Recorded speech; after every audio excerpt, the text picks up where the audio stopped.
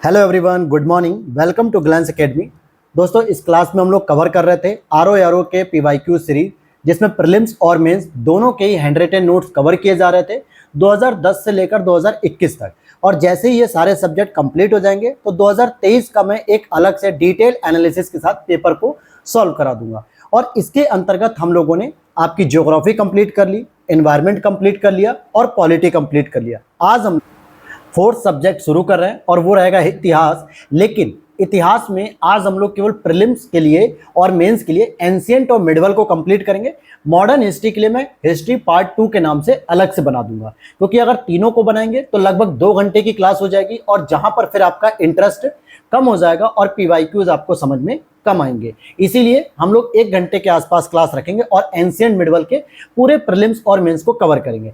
Video पे पहली बार आए हो तो सब्सक्राइब कर लेना चैनल को भी और लाइक कर देना वीडियो को। और भी इससे रिलेटेड जितने भी पीवाईक्यूज हमने किए हैं यूपी पीसीएस के और आर ओ के, उन्हें जरूर चेकआउट कर लेना, प्लेलिस्ट में आपको मिल जाएंगे। चलिए शुरू करते हैं 2021 के बारे में। प्राचीन भारत की बात करते हैं यहाँ पर। तो इसमें हम देखेंगे कुछ विदेशी यात्री जो आए थे और उनके भारत में भ्रमण करने का जो टाइम पीरियड था उसको मिलान करने के लिए अक्सर प्रश्न पूछे जाते हैं, जैसे फाहियान, वेनसांग, इत्सिंग, अल मसूदी। तो यहाँ पर कई बार ऐसा होता है कि फाहियान, वेनसांग को पूछा जाता है और आप लोग इनके नामों में कंफ्यूज हो जाते हो, क्योंकि ये चाइनीज जो है कि टूरिस्टर थे, यानी कि चाइना से आए हुए थे।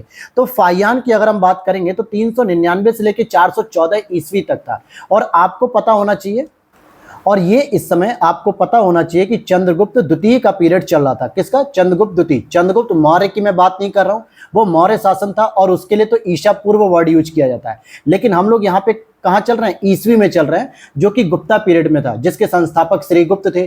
चंद्रगुप्त प्रथम, फिर चंद्रगुप्त द्वितीय, समुद्रगुप्त, ये लोग जो पूरे वंश थे, तो ये चंद्रगुप्त द्वितीय के शासनकाल में आया। उसी तरीके से वेनसांग की बात करेंगे तो ये वर्धन वंश के शासक हर्षवर्धन के साम्राज्य के दौरान आता है, 629 से लेकर 645 ईस्वी के दौरान। और इत्सिंग की बात करेंगे, ये भी 671 से 72 से लेकर 693-94 ईस्वी तक था, यानी 7वीं शताब्दी तक आप कह सकते हो। और अल मसूदी की बात करेंगे, 915 से लेकर 916 ईस्वी तक ये भारत के भ्रमण पे थे। तो कई बार इनमें फाहियान और वेनसांग को लेकर कंफ्यूजन हो जाता है, तो ये बिल्कुल अंतर क्लियर रख लेना। मैंने दोनों को बता दिया कौन किसके राजवंश में आया था। नेक्स्ट प्रश्न आपसे पूछा जा रहा है, क्या पूछ रहा है? किन राजाओं को जनता के द्वारा प्रत्यक्ष चुना गया? अर्थात कौन कौन से ऐसे राजा थे जो लोकप्रिय होने के साथ साथ जनता ने सीधे उन पे प्रत्यक्ष सहमति दे दी कि हाँ भाई ये हमारा राजा होना चाहिए। जैसे गोपाल की बात करेंगे, जो कि पाल वंश का संस्थापक भी था, बंगाल में शासन को शुरू किया गया।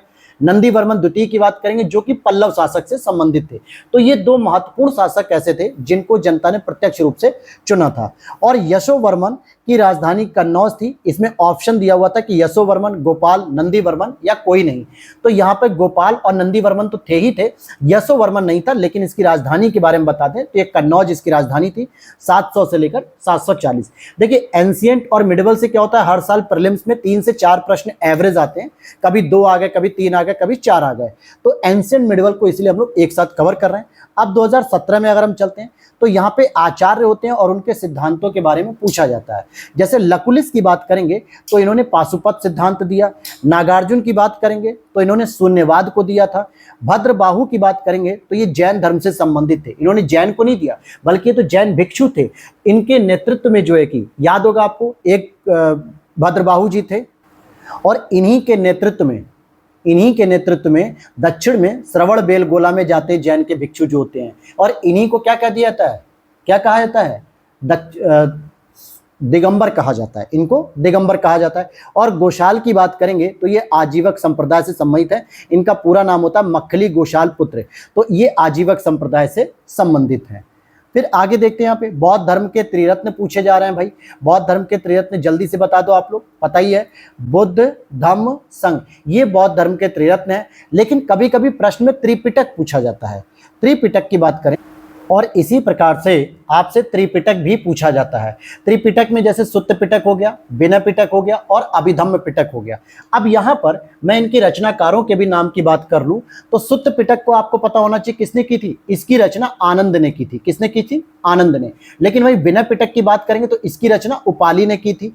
और अभिधम्म पिटक की बात करेंगे तो मोगली पुत्तिष्म ने की थी। जब तृतीय बौद्ध संगति हो रही थी अशोक के शासनकाल के दौरान, जहां पे अध्यक्षता मोगली कर रहे थे, उन्होंने ही अभिधम्म पिटक की रचना कर दी। तो ये 3 पिटक हैं जो मुख्य रूप से 3 ग्रंथ हैं, जिसमें महावीर के मतलब बौद्ध धर्म के दर्शनों की बात की जाती है, भिक्षु भिक्षुणियों के लिए नियमों की बात की जाती है, और बौद्ध धर्म की जो शिक्षाएं थी महात्मा बुद्ध की, उनकी बात की जाती है।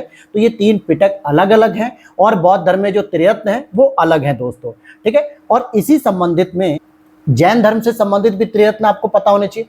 तो यहां पर आपके त्रिरत्न बदल जाएंगे, जैसे सम्यक दर्शन, सम्यक ज्ञान और सम्यक आचरण। यहां पे जो सम्यक वर्ड लिखा हुआ दोस्तों, सम्यक का मतलब होता है जो प्रकृति के अनुकूल हो, यानी कि सकारात्मक, यानी आप जो भी देखिए अच्छा देखिए, सुंदर देखिए। सम्यक ज्ञान का मतलब आपको एक अच्छा और उचित ज्ञान होना चाहिए, और सम्यक आचरण का मतलब होता है समाज के अनुकूल, प्रकृति के अनुकूल आपका आचरण होना चाहिए। यही जैन धर्म के 3 प्रमुख रत्न थे जिनका पालन करना सभी के लिए था। अब यहाँ पर कुछ और भी मिलान करने के लिए अभिलेख दिए गए, जैसे एहोल अभिलेख की बात करेंगे तो ये पुलकेशिन द्वितीय से संबंधित है। और इसी एहोल अभिलेख, हालांकि इसकी जो रचना की गई थी वो रवि कीर्ति के द्वारा की गई थी, और इसी एहोल अभिलेख में आपके हर्षवर्धन और पुलकेशिन द्वितीय के बीच युद्ध के बारे में जानकारी दी जाती है, और रवि कीर्ति के द्वारा लिखे गए थे। नासिक अभिलेख की बात करेंगे तो गौतमी पुत्र से संबंधित है।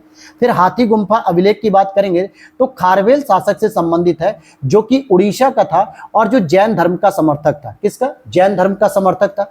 भीतरी अभिलेख की बात करेंगे तो स्कंद गुप्त से संबंधित है, और ये गुप्त वंश से संबंधित है। वहीं गिरनार की बात करेंगे तो रुद्रदामन प्रथम से संबंधित है, जिन्होंने जूनागढ़ से संबंधित हैं, और इनके इसी गिरनार अभिलेख के अंतर्गत सुदर्शन झील के पुनरुद्धार के बारे में चर्चा की जाती है।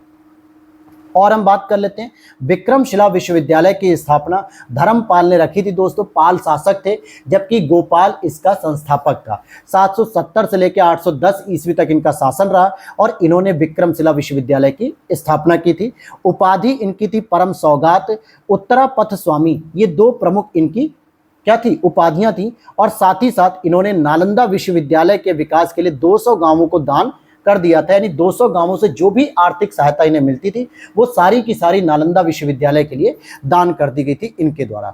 अब आगे देख लेते हैं जरा, यहाँ पे सभी चंदेल वंश से संबंधित जो शासक हैं इनके काल क्रम के बारे में पूछा जा रहा है। जैसे अगर आप देखोगे सभी चंदेल वंश से संबंधित शासक, तो सबसे पहले आप देखोगे यशोवर्मा को 930 से 950 में, धंग को देखोगे 950 से 1002, फिर विद्याधर को देखो 1019 से 1029, और कीर्ति वर्मा को देखो 1060 से 1100 ईस्वी। चंदेलों का सबसे प्रमुख जो मंदिर है दोस्तों वो कौन सा है? खजुराहो का मंदिर, जहां पे कंदरिया महादेव मंदिर भी प्रसिद्ध है। खजुराहो के मंदिर की अगर हम बात करें दोस्तों तो ये पंचायतन शैली में मंदिर है। कैसे है? पंचायतन शैली में। पंचायतन शैली का मंदिर का मतलब क्या होता है? बीच में एक मुख्य मंदिर होता है गर्भगृह, जो जिस देवता को समर्पित होता है, और बाकी 4 मंदिर या 4 मूर्तियां कोने में बना दी जाती हैं, कोने कोने में, चारों कोने में, और इस तरीके से पूरी क्या होगी? एक 5 मूर्तियों वाला एक मंदिर हो जाता है, जिसको हम पंचायतन शैली कहते हैं। तो इसमें कंदरिया महादेव। अच्छा, चंदेलों को एक और नाम से भी जानते हैं, जजाक भुक्ति। क्या कहते हैं? जजाक भुक्ति। तो ये 4-5 बातें मैंने जो बताई हैं, जो प्रश्न अक्सर बनते हैं तो याद रख लेना।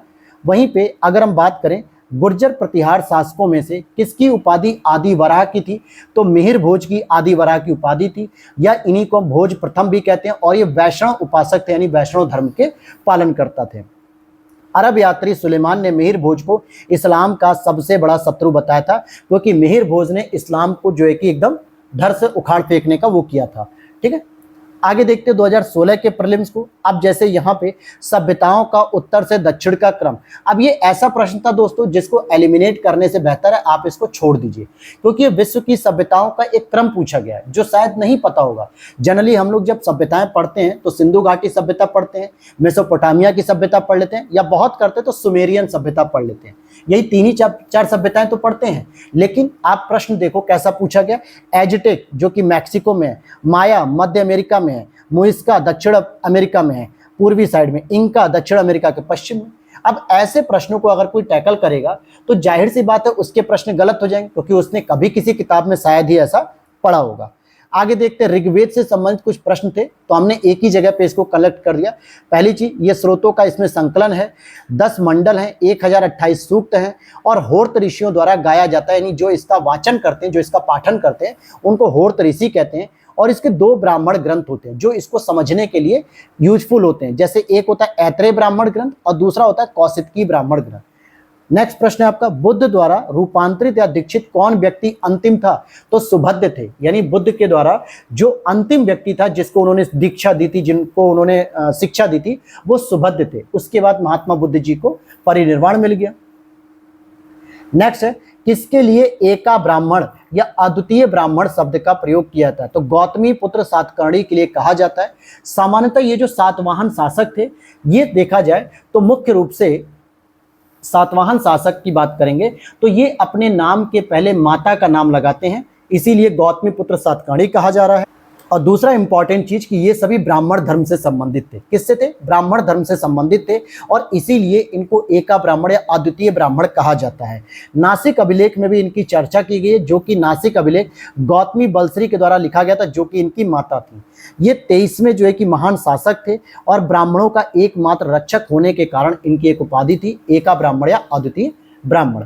फिर समुद्रगुप्त के प्रयाग प्रशस्ति स्तंभ पर किसका लेख मिलता है? तो जहांगीर का भी मिलता है, अशोक की रानी करुवाकी का नाम मिलता है और अशोक का निर्देश भी खुदा हुआ है। जैसे कई बार पूछता है कि जो प्रयाग प्रशस्ति है, ठीक है, जो हरिसेन के द्वारा लिखी गई है, समुद्रगुप्त के बारे में है, लेकिन उस पर आगे चल के कई और शासकों के भी नाम मिलते और पहले भी मिलते थे। अशोक की रानी करुवाकी का नाम मिलता था, जो कि समुद्रगुप्त से पहले ही थे, अशोक के निर्देश थे। आगे चल के जहांगीर की उसमें जानकारी मिलती है, कुतुब मीनार के बारे में वर्णन मिलता है और हरिसेन के द्वारा रचित थी। आरंभ में इसे कौशाम्बी में था, लेकिन बाद में अकबर के द्वारा इसे इलाहाबाद किले में स्थापित किया गया, क्योंकि जब अकबर ने इलाहाबाद किले का निर्माण कराया तो इसे वहां पर स्थापित कर दिया गया। कुषाण वंश के बारे में बात करेंगे तो कुषाणों ने स्वर्ण के सिक्के और ताम्र के सिक्के चलाए थे, लेकिन सर्वाधिक शुद्ध सिक्के इन्होंने स्वर्ण के चलाए। हालांकि कुषाण में कुजुल कटफिसस और बिम कटफिसस ये 2 महत्वपूर्ण शासक थे जिन्होंने सोने के सिक्के चलाने शुरू किए। स्पेशली देखा जाए तो बिम कटफिसस ने ज्यादा चलाए थे और आगे चल के फिर कनिष्क भी इस परंपरा को पालन करता है। गुप्त वंश में भी आप देखोगे स्वर्ण के सिक्के और ताम्र के चले, लेकिन सातवाहन के सबसे इंपॉर्टेंट है, क्योंकि कई बार पूछता है शीशे के सिक्के और पोटीन के सिक्के कौन से वंश के द्वारा चलाए गए? तो चांदी, तांबा, सीसा, पोटीन और शीशे के सबसे पहले सिक्के पहले वंश थे सातवाहन वाले जिन्होंने शीशे का सिक्का शुरू किया और रोम से इन्होंने मंगाया था। हालांकि इन्होंने स्वर्ण के सिक्कों का कभी भी प्रयोग नहीं किया था। और कलचुरी वंश की बात करेंगे तो इन्होंने स्वर्ण, रजत, ताम्र तीनों ही धातुओं के सिक्के चलाए थे। अब यहाँ पे नोट करने वाली बात है कि भारत में सर्वप्रथम हिंद यवन शासकों ने स्वर्ण सिक्के चलाए थे। किसने? हिंद यवन शासकों ने, और हिंद यवन शासकों के द्वारा ही स्वर्ण सिक्के चलाए गए थे। अगला प्रश्न है यहाँ पे बहुत इंपॉर्टेंट प्रश्न है, अगर देखा जाए क्यों है वो भी बताता हूँ। किसका शिखर द्रविड़ शैली में बना हुआ है? ग्वालियर का तेली मंदिर। अब देखिए, हमारे मंदिर निर्माण की जो 3 पद्धतियां होती है, नागर शैली होती है, बेसर शैली होती है, द्रविड़ शैली होती है। द्रविड़ शैली मुख्य रूप से प्रायद्वीपीय भारत के दक्षिणी हिस्से के मंदिरों की ये शैली है। मुख्य रूप से तमिलनाडु में, केरल में या कर्नाटका में, आंध्र प्रदेश में, ऐसे राज्यों में इसकी पद्धति देखने को मिलती है। लेकिन आपका एक ग्वालियर एमपी में जो ग्वालियर शहर है, वहां पे एक तेली मंदिर बहुत फेमस है और उसका शिखर द्रविड़ शैली में बना हुआ है। तो अक्सर इस प्रश्न को जानबूझ के एग्जामिनर रखता है, क्योंकि आपको लगेगा द्रविड़ शैली पूछ रहा है तो आप दक्षिण भारत के मंदिर का चयन कर लोगे और वही गलत हो जाएगा। निर्माण की बात करें इस मंदिर का तो मिहिर भोज, जो कि गुर्जर प्रतिहार शासक थे मिहिर भोज, इनके द्वारा तेल के व्यापार से प्राप्त जो धन होता था, इसीलिए तेली मंदिर नाम रख दिया गया। और मूर्तियों की नक्काशी हालांकि उत्तर भारतीय शैली में जो नागर और बेसर है, लेकिन केवल इनका जो शिखर है, छत है, वो केवल द्रविड़ में है। अब 2016 के री एग्जाम की बात करें जो 2020 में हुआ था, दिल्ली सल्तनत के किस शासक ने अपने आप को खलीफा घोषित कर लिया था दोस्तों? तो कुतुबुद्दीन मुबारक शाह खिलजी ने, जो कि 1316 से 1320 था। अलाउद्दीन खिलजी के बाद ये गद्दी पर बैठता है और इसने स्वयं को खलीफा यानी ईश्वर कहना शुरू कर दिया। इसकी कुछ और भी उपाधियां थी, जैसे अल इमाम, उल इमाम, खिलाफत उल वह, खलीफतुल्लाह। नग्न स्त्री पुरुषों की इसको संगत पसंद थी और बाजार नियंत्रण प्रणाली को इसने समाप्त कर दिया था। जिसको अलाउद्दीन खिलजी ने शुरू किया था, उसको जाके इसके सक्सेसर अर्थात कि कुतुबुद्दीन मुबारक शाह खिलजी ने समाप्त कर दिया था। यहाँ पे एक दो प्रश्न आपको मिडवल से देखने को मिल जाएगा, लेकिन कोई बात नहीं, आपको मिडवल हम अलग से भी अभी कराएंगे इसी क्लास में। चंदेरी के युद्ध की बात करें तो 1528 में बाबर ने लड़ा था। चौसा के युद्ध की बात करेंगे तो यहाँ पे हुमायूं और शेरशाह सूरी के बीच हुआ था। कन्नौज युद्ध की बात करेंगे 1540, ये भी जो है कि शेरशाह सूरी के साथ लड़ा गया था। और तालीकोटा का जो युद्ध था 1565 में हुआ था, और इसी को हम राक्षसी तांगड़ी युद्ध भी कहते हैं, जिसमें विजयनगर साम्राज्य के खिलाफ जो आपके बहमनी साम्राज्य थे या जो अहमदनगर साम्राज्य थे, इन सभी ने एकजुट होकर विजयनगर साम्राज्य को हराने का प्रयास किया, और हालांकि विजयनगर साम्राज्य हार भी गया इस युद्ध में। नेक्स्ट प्रश्न आपका हल्दी घाटी युद्ध, जो कि 1576 में होता है। इस युद्ध में महाराणा प्रताप के अलावा राजपूत सेना का सेनापति कौन था? हकीम खान सूर थे, और मुगल सेनापति की तरफ से मान सिंह और आसफ खां थे। तो ये लोग जो है कि इसमें शामिल थे। अब 2014 के प्रीलिम्स को देख लेते हैं, आगे देखते हैं। यहाँ पे 2014 का प्रीलिम्स देखेंगे तो गोपथ ब्राह्मण संबंधित है। किससे संबंधित है? जो ब्राह्मण ग्रंथ हैं, जैसे ऋग्वेद के अभी हमने बताया कौशिकी और ऐतरेय थे, उसी तरीके से आपके अथर्ववेद के भी पूछे जा रहे हैं। तो यहाँ पे अथर्ववेद का गोपथ ब्राह्मण संबंधित हो जाएगा, और शतपथ एवं तैतरीय ब्राह्मण की बात करेंगे तो यजुर्वेद से संबंधित है, और पंचविश या तांडव ब्राह्मण की बात करेंगे तो सामवेद से संबंधित है। अब यहाँ पे अगले प्रश्न की ओर चलते हैं। यहाँ पर अगले प्रश्न को देखते हैं। नयनार और अलवार से संबंधित कई बार प्रश्न पूछे जाते हैं। कई बार इनके धर्म के बारे में पूछ लेता है कि कौन इनके संप्रदाय है, कई बार इनकी संख्या पूछ लेता है। तो देखिए, नयनार का मतलब होता है जो शिव के उपासक होते हैं। जैसे शिव जी की जो तीसरी नयन की बात होती है ना, कि तीसरा नयन खुल जाएगा तो शिव जी क्रोधित हो जाएंगे, तो आप यहाँ से एक ट्रिक लगा सकते हो कि नयनार का मतलब शिव के उपासक, और जो इसके अपोजिट बच रहा है अलवार, वो हो जाएंगे आपके विष्णु के उपासक। और इनकी संख्या के बारे में बात करेंगे तो इनकी संख्या, नयनार जो संत थे उनकी संख्या 63 है, और दक्षिण भारत में ये मुख्य रूप से थे। अलवार की बात करेंगे तो ये विष्णु के उपासक हैं, और इनकी संख्या 12 है, और साथ ही साथ ये भी दक्षिण भारत में ही इनका विकास हुआ था। फिर अगला प्रश्न पूछा जा रहा है कि जो वल्लभी विश्वविद्यालय है ये कहाँ पर स्थित है दोस्तों? तो ये गुजरात में स्थित है। 5वीं से 8वीं सदी तक मैत्रक वंश की राजधानी भी थी ये, और जिसका संस्थापक था भट्टारक, और हीनयान शाखा से संबंधित भी था ये विश्वविद्यालय। हीनयान अवस्था का विशालतम एवं सर्वाधिक विकसित शैलकृत चैत्यगृह स्थित है कहाँ पे? कार्ले, लोनावला, महाराष्ट्र में। चैत्य क्या होता है दोस्तों?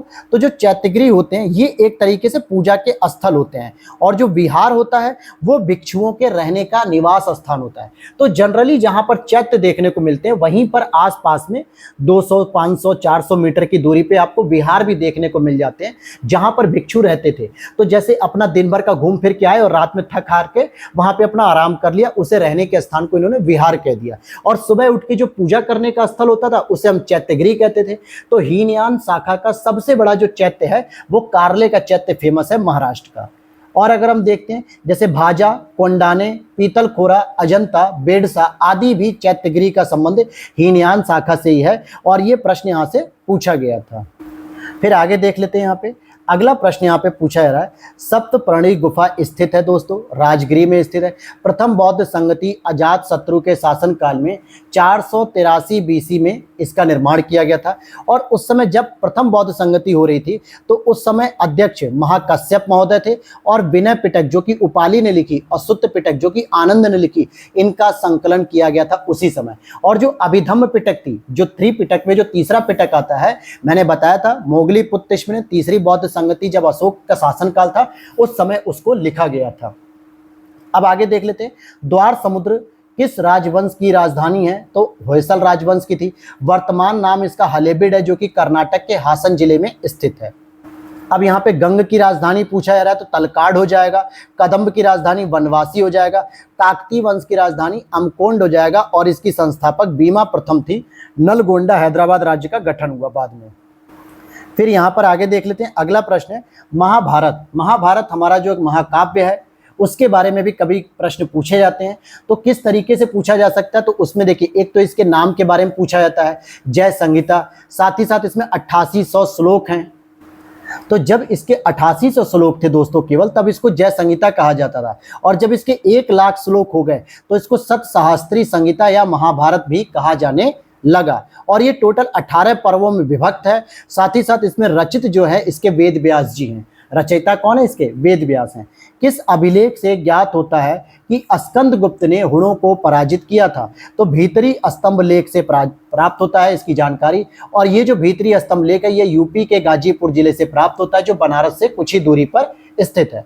तो हुणों का पहला भारतीय आक्रमण गुप्त सम्राट स्कंदगुप्त के काल में हुआ था, और जिसमें हुण पराजित भी हो गए थे। अब यहाँ पे हर्ष के द्वारा कुछ रचनाएं लिखी गई थी, जिसमें अगर आप देखोगे कि प्रियदर्शिका, रत्नावली और नागानंद। हालांकि हर्षचरित की बात करेंगे तो बाणभट्ट ने लिखी थी, क्योंकि हर्ष का दरबारी कवि था बाणभट्ट, उसने भी 2-3 रचनाएं लिखी थी, जिसमें हर्षचरित सबसे फेमस है। लेकिन हर्ष के द्वारा भी कुछ नाटक लिखे गए, जैसे प्रियदर्शिका, रत्नावली और नागानंद। अब यहाँ पे 2013 का जब प्रीलिम्स कर लेते हैं, तो 2013 का जब प्रीलिम्स देखोगे, किसने काल्पनिक वैज्ञानिक उपकरणों पर पुस्तक लिखी थी? भोज ने लिखी थी। परमार वंश के शासक थे। भोज की जो कृतियां थी, एक तो था युक्ति कल्पतरु और दूसरा था सम्रांगण सूत्रधार और युक्ति कल्पतरु। इन दोनों में वास्तुशास्त्र के साथ साथ विविध यंत्रों के उपयोग का भी उल्लेख किया गया है। आगे 2010 का जो री एग्जाम था, इसके बारे में अगर हम देख लेते हैं, जैसे भागवत संप्रदाय में शक्ति के रूपों की संख्या 9 या नवधा भी कहा जाता था नारदीय भक्ति के अनुसार। बुद्ध कौशाम्बी किसके राज्यकाल में आए थे? उदयन के राज्यकाल में आए थे बुद्ध कौशाम्बी में। यहाँ पर वत्स की राजधानी की बात करेंगे तो कौशाम्बी उसकी राजधानी थी, और बुद्ध ने सर्वाधिक उपदेश भी कोसल की राजधानी श्रावस्ती में दिए थे। मगध को प्रचार का केंद्र बनाया था। कई बार पूछा जाता है आपसे प्रश्न कि महात्मा बुद्ध ने सर्वाधिक समय कहाँ व्यतीत किया? तो श्रावस्ती में व्यतीत किया था। ठीक है, ये भी कई बार पूछा जाता है। और किस धर्म को राष्ट्रकूटों का संरक्षण प्राप्त था? तो जो राष्ट्रकूट शासक थे वो जैन धर्म से संबंधित थे, और इसी को जो है कि आपके जो राष्ट्रकूट शासक थे, जैसे दंती दुर्ग उसके संस्थापक थे, अमोघ वर्ष उसका एक प्रमुख शासक था, तो इन्होंने जैन धर्म को अपनाया था। हिंदू धर्म और जैन धर्म को अपना राजधर्म भी बना लिया था। अमोघ वर्ष प्रथम के राज दरबार में प्रसिद्ध जैन विद्वान तथा आदि पुराण के लेखक जिनसेन निवास करते थे। तो आदि पुराण किसने लिखी है? जिनसेन ने लिखी है। शक विजेता चंद्रगुप्त द्वितीय थे कि उपलक्ष्य में विक्रमादित्य की उपाधि धारण की चंद्रगुप्त द्वितीय ने, और सकारी भी कहा जाता है। सकारी का मतलब होता है शकों का अंत करने वाला व्यक्ति, तो ये चंद्रगुप्त द्वितीय की उपाधि भी थी। अब 2010 का जो कि आखिरी ईयर है हमारा प्रीलिम्स का, फिर इसके बाद हम मेंस करेंगे एंशिएंट हिस्ट्री का, फिर उसके बाद हम लोग मिडिवल हिस्ट्री को भी कंप्लीट करेंगे। ऋग्वेद में अघन्या का उपयोग किया जाता है गाय के लिए, यानी न मारे जाने वाला जंतु। अग्नि, इंद्र, मित्र, वरुण आदि देवता का भी जिक्र मिला है, और इस ग्रंथ के अनेक तथ्य जैन अवेस्ता में भी मिलते हैं। और जैन अवेस्ता क्या है दोस्तों? पारसी धर्म का प्रमुख ग्रंथ माना जाता है। पारसी धर्म का विष्णु के किस अवतार को समुद्र से पृथ्वी का उद्धार करते हुए अंकित किया गया है? तो वराह अवतार को, जो कि गुप्त काल में बहुत ही फेमस था। फिर मगध का कौन सा सम्राट अपरो परशुराम के नाम से जाना जाता था? तो महापद्मनंद, जो कि नंद वंश का संस्थापक था, शूद्र शासक था। इसे सर्व छत्रांतक यानी कि क्षत्रियों का नाश करने वाला तथा भार्गव दूसरे परशुराम का अवतार भी इसके कहा जाता था। मत्त विलास प्रहसन, इसका लेखक कौन था? महेंद्र वर्मन जी थे। पहले जैन अनुयायी था, फिर बाद में तमिल संत अय्यर के प्रभाव में आकर शैव बन गया था महेंद्र वर्मन। आगे देख लेते हैं। भूमि स्पर्श मुद्रा की सारनाथ बुद्ध प्रतिमा संबंधित है किससे? गुप्त काल में। गुप्त काल में महात्मा बुद्ध की भूमि स्पर्श मुद्रा का अंकन किया गया। और गुप्त काल की बात कर ले तो मूर्ति कला का सर्वोत्तम उदाहरण सारनाथ की मूर्तियां हैं। चित्रकला का सर्वोत्तम उदाहरण अजंता की गुफा है। अर्थात अगर हम गुप्त काल में कुछ विशेषताएं देखना चाहें तो मूर्तियों के रूप में आपको सारनाथ की मूर्तियां देखने को मिलेंगी, सर्वोत्कृष्ट की। और अगर गुफाओं के रूप में देखोगे तो अजंता बौद्ध कला देखने को मिल सकती है। एलोरा की कैलाश मंदिर का निर्माण राष्ट्रकूटों ने करवाया था, और राष्ट्रकूट में भी कृष्ण प्रथम ने करवाया था एलोरा के कैलाश मंदिर का निर्माण, जो कि द्रविड़ शैली में किया गया था। राष्ट्रकूट वंश के संस्थापक दंती दुर्ग थे, और इसकी राजधानी मान्यखेत थी। तो ये तो हो गया आपका प्रीलिम्स का पेपर कवर। अब देखते हैं मेंस का। अब यहाँ आ जाते हैं हम लोग मेंस को देखते हैं, एंशिएंट हिस्ट्री के मेंस को। तो 2021 के मेंस से शुरू करते हैं। सबसे पहले, अफगानिस्तान पर आधिपत्य के समय बाबर को किसने भारत पर आक्रमण करने के लिए निमंत्रण दिया था? हालांकि मिडिवल हिस्ट्री का प्रश्न है, लेकिन कोई बात नहीं, एक आध प्रश्न अगर मिक्स हो जा रहा है तो कोई इश्यू होने वाली बात नहीं है, क्योंकि अल्टीमेटली आपको तैयार करना है हर एक प्रश्न को। फिर वहाँ पे प्रीलिम्स मेंस है कि एंशिएंट का मेंस है वो मैटर नहीं करता है। तो यहाँ पर आप देखो कि दौलत खां लोधी साथ ही साथ मेवाड़ के जो शासक थे राणा सांगा, इन दोनों ने ही मिलकर इसे बुलाया था, क्योंकि बहलोल लोधी के शासन करने की पद्धति से ये लोग काफी नाराज थे और इन्हें लग रहा था कि हम कैसे भी गद्दी प्राप्त करें। और उस समय अफगानिस्तान में बाबर बहुत ही जो है कि पराक्रमी शासक के रूप में उभर रहा था, तो इन्हें लगा कि क्यों ना हम बाबर को आमंत्रित करें, बहलोल लोधी को मारे और यहाँ से धन संपदा जो लूटनी है वो लूट ले और उसके बाद वापस चला जाए। लेकिन बाबर तो बाबर ठहरा, चंगेजों की प्रजाति, उसका गया मूड बदल और वो यहीं रहने लग गया और यहीं पे शासन किया। और फिर उसने एक बहुत बड़ी विरासत आगे दी मुगल साम्राज्य के नाम से, जिसे हम जानते हैं। चलिए आगे देखते हैं। यहाँ पे दौलत खां लोधी उस समय कहाँ पे था? पंजाब का सूबेदार था और इसने सोचा कि बाबर भारत को लूटकर चला जाएगा, इब्राहिम लोधी की स्थिति कमजोर हो जाएगी, जिसका लाभ उसे मिलेगा। मैंने बहलोल लोधी अगर बोला होगा तो उसको गलत मानना, इब्राहिम लोधी था उस समय, क्योंकि इब्राहिम लोधी से ही तो इसका पानीपत का युद्ध होता है। ठीक है, आगे देख लेते हैं। मंदसौर प्रशस्ति या मंदसौर अभिलेख किस शासक की उपलब्धियों का विवरण प्रस्तुत करता है? कुमारगुप्त प्रथम का। और इसकी कृति किसने लिखी थी? मंदसौर वत्स भट्टी के द्वारा लिखी गई थी। इसमें सूर्य पूजा का वर्णन, रेशम का काम करने वाले का जिक्र मिलता है। तो ये दोनों प्रश्न पूछे जाते हैं कि रेशम के काम करने वाले या रेशम बुनकरों की जानकारी सबसे पहले किस अभिलेख में दी जाती है? तो मंदसौर अभिलेख में दी जाती है। सीधा प्रश्न आता है ये, रेशम बुनकरों की जानकारी लेकर। अब यहाँ पे हम स्थल पूछेंगे और संबंधित तीर्थंकर, जैसे श्रावस्ती से संबंधित कौन है? संभवनाथ है। काकंदी से संबंधित सुविधानाथ है। अयोध्या से संबंधित ऋषभनाथ है और पभोसा से संबंधित पद्म प्रभु हैं। और अगर मैं 23वें तीर्थंकर की बात करूं पार्श्वनाथ की, तो उनका संबंध काशी यानी कि वाराणसी से है। आगे देखते हैं। मध्य पाषाणिक स्थल पश्चिम से पूरब की ओर आपको लगाना है। जैसे महदहा की बात करें जो कि यूपी में आता है, जो स्पेशली प्रतापगढ़ के आसपास है। फिर लेखैया की बात करें जो ये भी यूपी में आता है। फिर उसके बाद पैसरा जो बिहार में आता है। वीरभानपुर जो कि पश्चिम बंगाल में आता है। तो आप पश्चिम से पूरब की ओर बढ़ रहे हैं। फिर यहाँ देखो, चोलकालीन नटराज भगवान की मूर्ति के संदर्भ में कुछ विशेषताएं। और आपको पता होना चाहिए, जब G20 की समिट की जा रही थी तो दिल्ली में भारत मंडपम के बाहर यही नटराज जी की मूर्ति को बहुत बड़े रूप में बनाया गया, जो कि चोल कृति से संबंधित है। तो ये भी प्रश्न बनने के चांस हो सकते हैं, चाहे इसे आप करंट अफेयर्स के रूप में देख लो। देखिए, मूर्ति नृत्य करते हुए 4 हाथों वाले शिव का प्रतिनिधित्व करती है कि भगवान शिव का यह अंकन कर रहे हैं। अपने दाएं कान में वह एक पुरुष का कुंडल पहने हैं, बाएं कान में एक महिला का कुंडल, यानी यह बता रहे हैं कि ये पुरुष और महिला का संयोग प्लस अर्धनारीश्वर का इसे रूप भी कहा जाता है। अब 2017 के मेंस को देखते हैं, जहां पे पुरातात्विक स्थल हैं और उनके खोजकर्ताओं के बारे में दिया गया है। हड़प्पा की बात करेंगे तो दयाराम साहनी ने इसकी खोज की। हस्तिनापुर की बात करेंगे तो बीबी लाल ने इसकी खोज की। तक्षशिला की बात करेंगे तो जॉन मार्शल ने खोज की। और कौसाम्बी की बात करेंगे तो एनजी मजूमदार ने इसकी खोज की है। अब यहाँ पे कुछ राजधानियां हैं जो 16 महाजनपद थे, और उन 16 महाजनपद में भी दोस्तों 8 महाजनपद तो आपके यूपी के थे। तो ये 8 महाजनपद तो आपको याद होने चाहिए पूरी तरीके से विद राजधानियों के साथ, क्योंकि यूपी में ही आधे महाजनपद थे, तो ये तो पता होना चाहिए। अंग की बात करें तो इसकी राजधानी चंपा, वत्स की बात करेंगे तो राजधानी कौसाम्बी, कौशल की बात करेंगे तो श्रावस्ती, मत्स्य की बात करेंगे तो विराटनगर जो कि राजस्थान में है। अगला प्रश्न है, महावीर स्वामी को किस नदी के तट पर ज्ञान की प्राप्ति हुई थी? ऋजुपालिका नदी, जंभिक ग्राम के निकट ऋजुपालिका नदी के तट पर। अब यहीं पर महावीर स्वामी के पूरे जानकारी ले लेते हैं। जन्म जैसे वैशाली के कुंडग्राम यात्रिक कुल में हुआ। पिता का नाम सिद्धार्थ वज्जी संघ के प्रधान थे। माता का नाम त्रिशला लिच्छवी गणराज्य की राजकुमारी चेटक की बहन थी। पत्नी का नाम यशोदा था। गृह त्याग किया 30 वर्ष की आयु में। 12 वर्ष की कठोर तपस्या के बाद महावीर स्वामी जी को जैन धर्म के जो 24वें तीर्थंकर बने, इन्हें ज्ञान की प्राप्ति हुई। उस समय वृक्ष का नाम जो था साल वृक्ष था। ज्ञान प्राप्ति के बाद इनको कैवलिन कहा गया और जिन भी कहा गया, जो कि अपनी इंद्रियों पर विजय प्राप्त कर चुके थे। अगला यहाँ पे प्रश्न है, डिमेट्रियस कौन था? हिंद यूनानी शासक था। रुद्रदामन कौन थे? शक शासक थे। गोंडोफर्नीस कौन थे? पहलव शासक थे। और विमकटफिसस कौन थे? कुषाण शासक थे। तो इनके वंश को मिलान करना था। अगला प्रश्न, सातवाहन काल में संस्कृत के साथ प्राकृत व अन्य लोक भाषाओं का विकास हुआ था। बिल्कुल सही बात है। और इनकी राजधानी जो इनकी राजभाषा थी वो प्राकृत थी। सातवाहन शासकों ने साहित्य रचना के लिए संस्कृत तथा अन्य लोक भाषाओं को भी अपनाया था, और ये मुख्य रूप से ब्राह्मण धर्म के थे, और ये अपनी माता के नाम पहले लगाते थे अपने नाम के आगे। गुप्त काल में जो स्वर्ण मुद्रा थी दोस्तों उसको दीनार कहा जाता था और चांदी की मुद्रा को रूपक कहा जाता था। प्रथम गुप्त शासक चंद्रगुप्त द्वितीय थे जिन्होंने चांदी की मुद्रा को शुरू किया था। अब 2016 के मेंस को देखेंगे।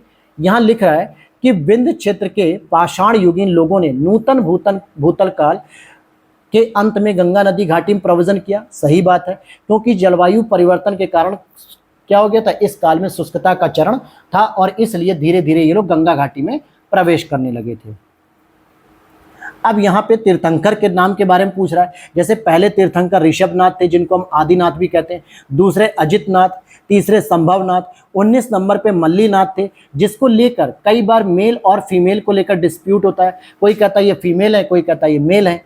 फिर 22वें नंबर पे नेमिनाथ थे, 23वें नंबर पे पार्श्वनाथ जो कि काशी से संबंधित है और 24वें नंबर पे महावीर स्वामी जी थे। अब यहाँ पे महाजनपद है और इनकी राजधानी, तो टोटल हम महाजनपदों की राजधानी एक साथ पढ़ लेते हैं। जैसे अंग की राजधानी चंपा, मगध की राजधानी गिरिव्रज या राजगिरी, वज्जी की राजधानी वैशाली या विदेह, मत्स्य की राजधानी विराटनगर राजस्थान, अश्मक की राजधानी पोटन या पोतली और गांधार की राजधानी तक्षशिला, कंबोज की राजधानी राजपुर हाटक, अवंती की राजधानी उज्जैन या महिष्मती आप कह सकते हो।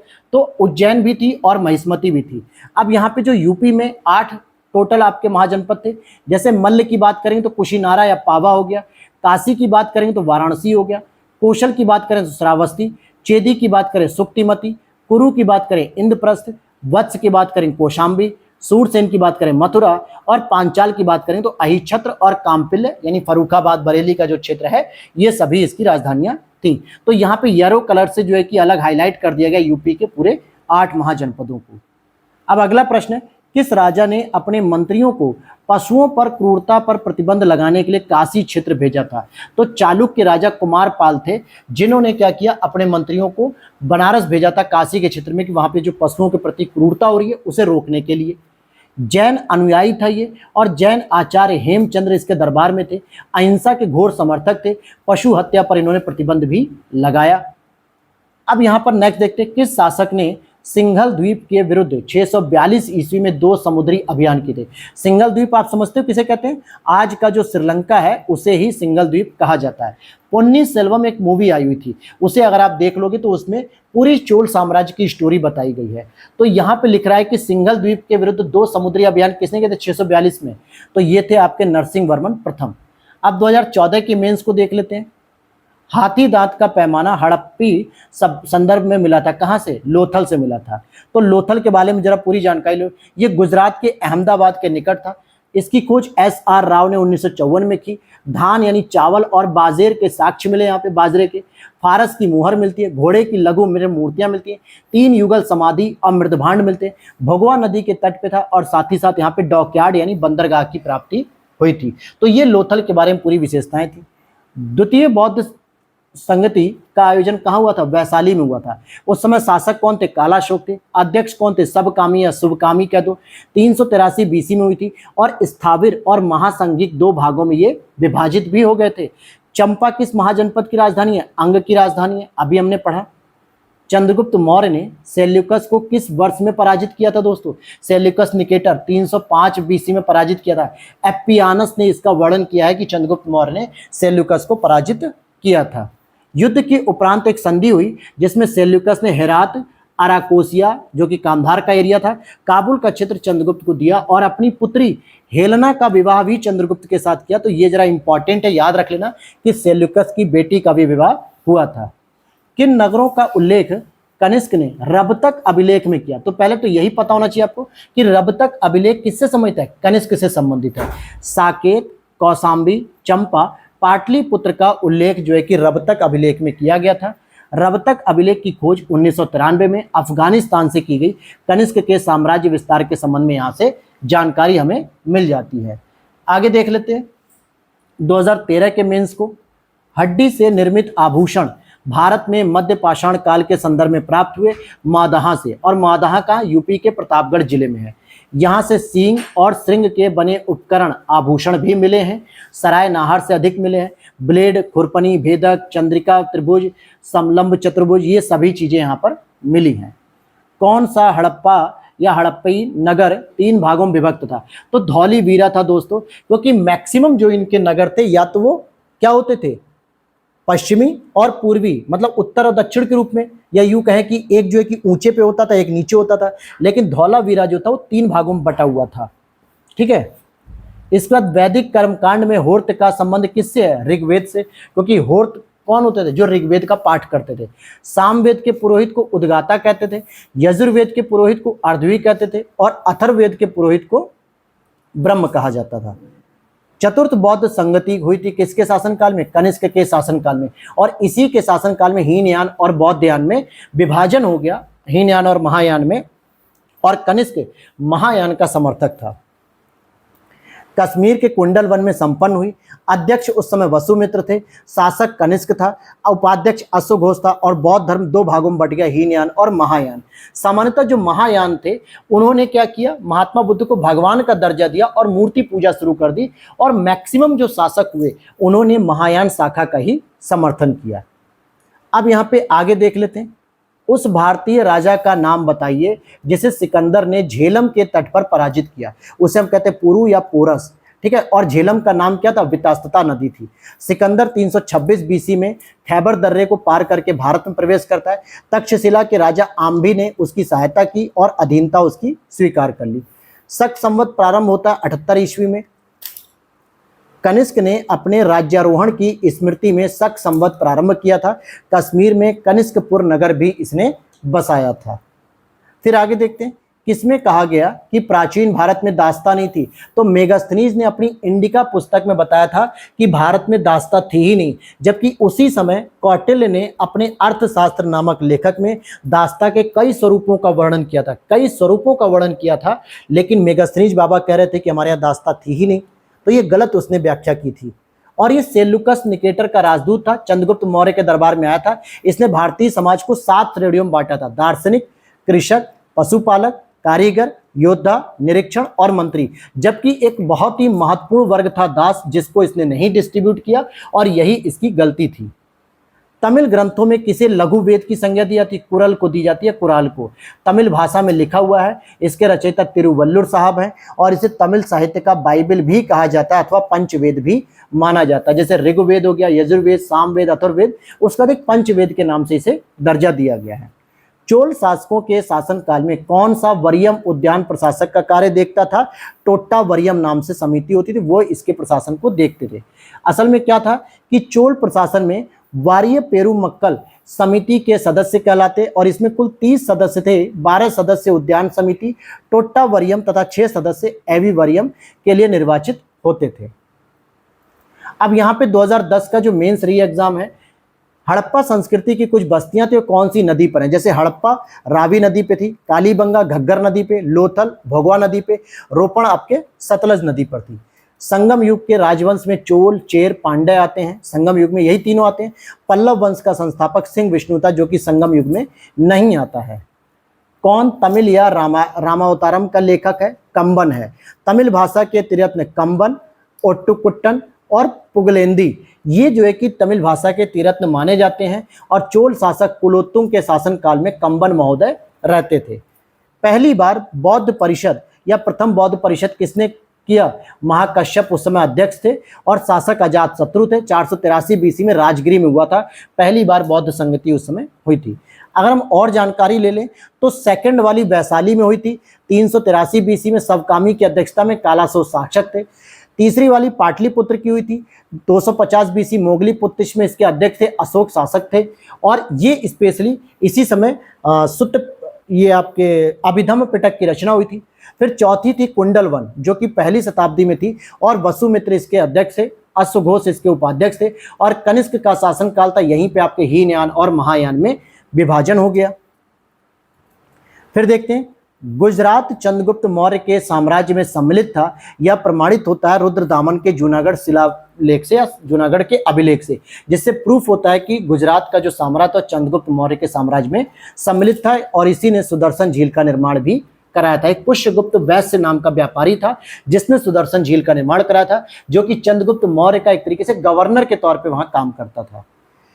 अशोक का कौन सा अभिलेख इस परंपरा की पुष्टि करता है कि गौतम बुद्ध का जन्म लुम्बिनी में हुआ था? तो रुम्मिनदेई स्तंभ लेख जिससे ये पता चलता है कि अशोक वहां पे गए भी थे और गौतम बुद्ध का जन्म लुम्बिनी में हुआ था। इसी को आर्थिक अभिलेख भी कहा जाता है, जिसकी खोज फ्यूरर महोदय ने की थी और अशोक का सबसे छोटा स्तंभ लेख भी कहा जाता है। अशोक के राज्याभिषेक जब हुआ था उसके 20 वर्ष बाद यहाँ पे अशोक आया था, इसकी जानकारी भी इसी से मिलती। अब यहाँ पर 2010 का मेंस देख लेते हैं। विष्णु के किस अवतार को सागर से पृथ्वी का उद्धार करते हुए अंकित कहा जाता है? तो वराह अवतार को। और ये रिपीटेड प्रश्न है दोस्तों, अभी मैंने आगे ही आपको ये बताया था। पौराणिक मान्यता के अनुसार विष्णु के 24 अवतार हैं। मत्स्य और कच्छप के बाद तीसरा अवतार वराह का माना जाता है, जो कि विष्णु का मुख सूकर यानी सुअर की तरह और शरीर मानव का था। और ये वही वराह अवतार था जिसमें अपने भक्त की रक्षा करते हुए हिरण्यकशिपु को मारा था इन्होंने। ठीक है, भक्त का क्या नाम था जरा कमेंट सेक्शन में बता देना, मुझे तो याद नहीं आ रहा है, अगर आप लोगों को याद हो तो बता देना। वैसे तो कहानियां हम लोगों ने इसकी बहुत सुनी है, लेकिन नाम नहीं याद आ रहा। हिरण्यकशिपु उनके पिता थे जिनकी हत्या कर दी गई थी। दैत्य हिरण्यक्ष ने पृथ्वी को समुद्र में छिपा दिया, तब ब्रह्मा की नाक से विष्णु वराह रूप में प्रकट होते हैं। राजा नंद का उल्लेख करने वाला अभिलेखी प्रमाण है खारवेल का हाथी गुम्फा अभिलेख। कलिंग विजय की जानकारी भी इसी से मिलती है। धनदेव ने अयोध्या अभिलेख से पता चलता है कि पुष्यमित्र सुंग ने 2 अश्वमेध यज्ञ कराए थे। किससे पता चलता है? धनदेव के अयोध्या अभिलेख से। रुद्रदामन के जूनागढ़ अभिलेख से उसके सौराष्ट्र में सुदर्शन झील के पुनर्निर्माण की जानकारी मिलती है। वो नई तरीके से नहीं निर्माण कराता, वो पहले की झील को बस क्या करता है, थोड़ा सा पुनर्निर्माण करा देता है। सारनाथ की भूमि स्पर्श मुद्रा वाली बुद्ध प्रतिमा किसके समय की? गुप्त काल के समय की। ये भी रिपीटेड प्रश्न देखिए। और गुप्त काल की 3 बुद्ध मूर्तियां सबसे उल्लेखनीय, सारनाथ की बुद्ध मूर्ति, मथुरा की बुद्ध मूर्ति और सुल्तानगंज की बुद्ध मूर्ति, जिसे वर्तमान में बर्मिंघम संग्रहालय में रखा गया है।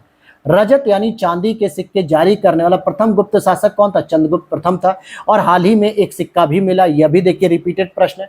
तो कई बार ऐसा होता है कि आप अगर प्रीलिम्स और मेंस के प्रश्न को अच्छे से तैयार करके जाते हो तो डायरेक्टली वो प्रश्न रिपीट हो जाते हैं और आपके प्रश्न सही हो जाते हैं। वो चंद्रगुप्त द्वितीय ने शक क्षत्रप रुद्र सिंह तृतीय पर विजय के उपलक्ष्य में ब्याग श्रेणी के चांदी के सिक्के भी चलाए थे। अब यहाँ पे लास्ट प्रश्न है आपका एंशिएंट हिस्ट्री के मेंस प्रश्न का। एलोरा के कैलाश मंदिर का निर्माण राष्ट्रकूट शासक कृष्ण प्रथम ने कराया था। कार्यकाल 756 से 773 ईस्वी और ब्राह्मणों को धन भी दान में दिया था। तो यहाँ तक तो आपका एंशिएंट हिस्ट्री का कंप्लीट हो चुका है।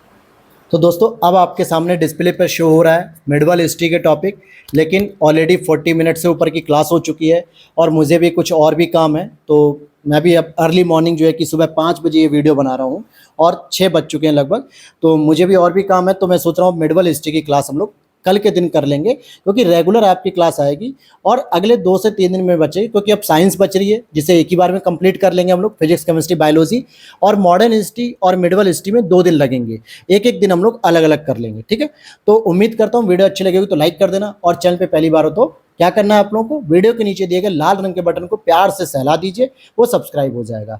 मिलते हैं नेक्स्ट वीडियो में। Thanks for watching.